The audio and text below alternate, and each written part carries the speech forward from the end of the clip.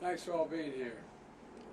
Back in the late 80s, Chico Mendes, a Brazilian rubber tapper, who turned environmental activist, said the following, and I quote, "At first I thought I was fighting to save rubber trees.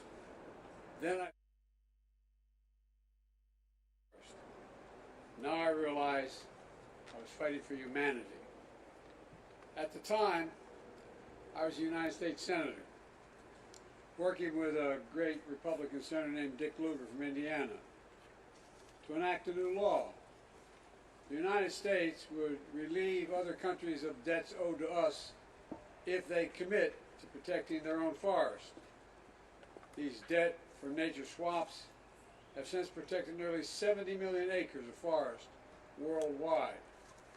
Today, I'm proud to be here, the first sitting U.S. president to visit the Amazon rainforest to recommit to protecting the rainforest like this one. Most powerful solutions we have to fight climate change is all around us. The world's forests. Trees breathe carbon dioxide out of the atmosphere. And yet each minute, the world is chopping down the equivalent of 10 soccer fields worth of forest each minute. That's why we've been the leader internationally in the fight to end and reverse deforestation by 2030. That's why we've led by example at home, conserving an area of the U.S. lands and waters larger than the state of the nation of Uruguay. We've done it by fighting for tribal partners, lifting them up, indigenous communities, and the most impacted by deforestation and climate change. Today's announcement will support indigenous communities to do the same here in the Amazon. We all know there's much more we can do and must do at home and abroad. That's why today I issued an official proclamation to support conservation of nature around the world. Because the fight to protect our planet is literally a fight for humanity, for generations to come.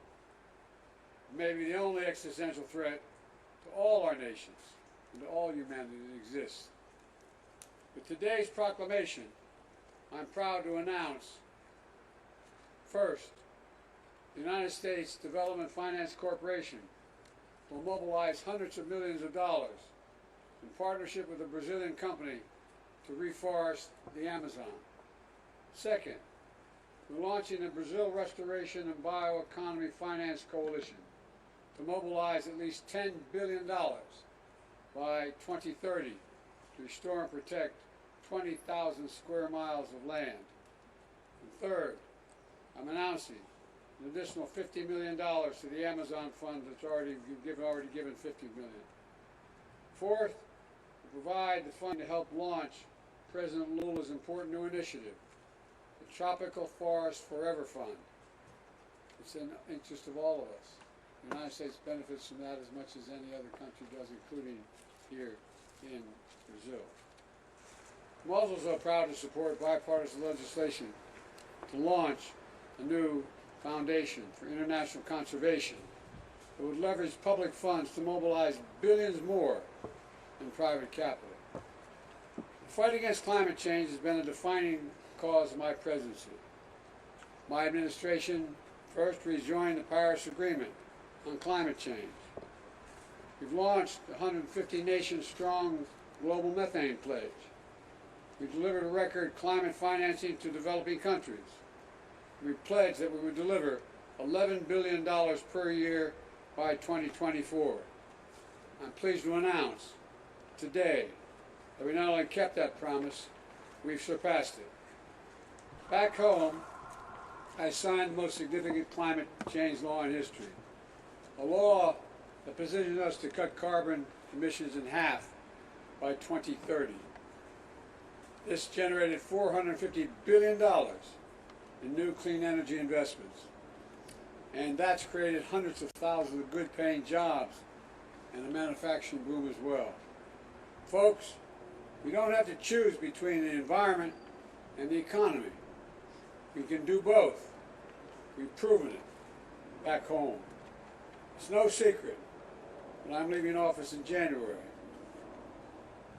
I will leave my successor and my country a strong foundation to build on if they choose to do so. It's true, some may seek to deny or delay the clean energy revolution that's underway in America. But nobody can reverse it. Nobody. Not when so many people, regardless of party or politics, are enjoying its benefits. Not when countries around the world are harnessing the clean energy revolution to pull ahead themselves. The question now is, which government will stand in the way, and which will seize the enormous economic opportunity? Let me close with this. It's often said that the Amazon is the lungs of the world. The Amazon is the lungs of the world. But in my view, our forests and national wonders are the heart and soul of the world. They unite us, they inspire us, they make us proud of our country's and heritage, a bridge to the past and to our future, a birthright we pass down from generation to generation. The Amazon rainforest was built up over 50 million years. 50 million years. History is literally watching us now. So let's preserve this secret place for our time and forever, for the benefit of all humanity. Thank you very, very much.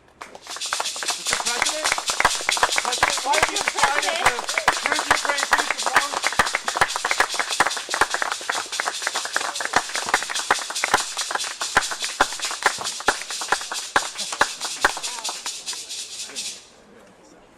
Moroccans will really fucking do it, huh?